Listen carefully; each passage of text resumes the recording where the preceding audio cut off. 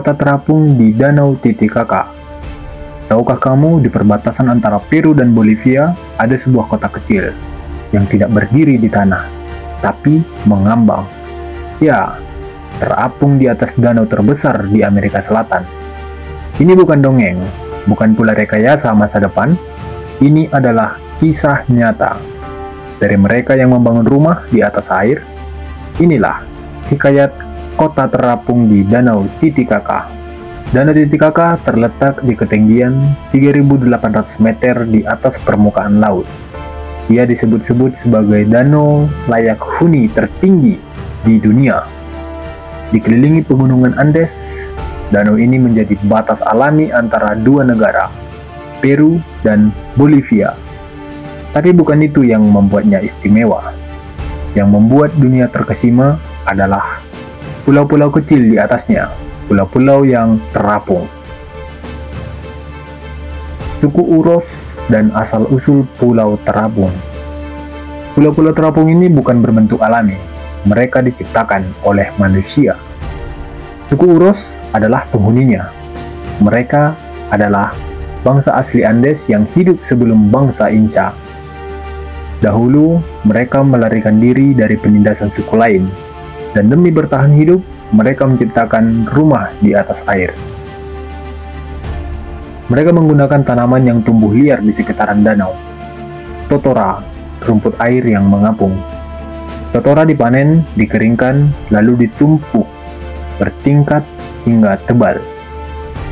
Pulau-pulau ini diikat dengan tali dan jangkar agar tidak hanyut. Setiap 2 hingga 3 minggu, mereka menambahkan lapisan baru, karena bagian di bawah mulai membusuk. Pulau ini hidup, dan harus dirawat seperti tubuh manusia. Kehidupan sehari-hari di pulau. Di atas pulau yang mengapung ini, ada rumah-rumah kecil, sekolah, bahkan kapel. Semua dibangun dari totora. Anak-anak belajar dan bermain, perahu menjadi transportasi utama, dan ikan menjadi lauk harian. Mata pencaharian mereka pun berubah, dari pemburu menjadi pelestari budaya dan pemandu wisata. Tantangan hidup terapung, tapi hidup di atas air bukan tanpa tantangan. Cuaca ekstrim, badai danau, dan proses membusuknya pulau membuat hidup mereka penuh ketekunan. Mereka harus terus membangun, merawat, dan menjaga keseimbangan. Tapi inilah harga dari kebebasan dan warisan nenek moyang. Budaya dan kepercayaan.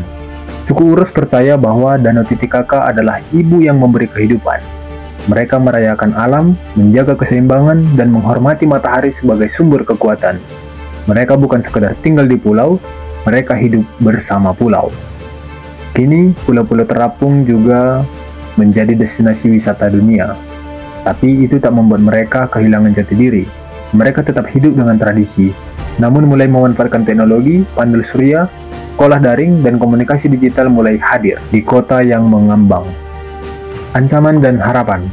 Namun, ancaman datang bukan dari laut, tapi dari daratan. Sampah plastik, perubahan iklim, dan eksploitasi pariwisata perlahan menggerus ketenangan pulau. Meski begitu, anak-anak Uros masih tersenyum.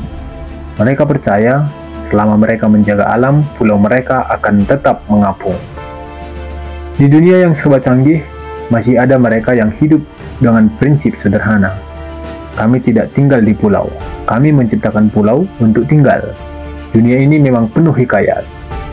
Besok, kita kemana lagi?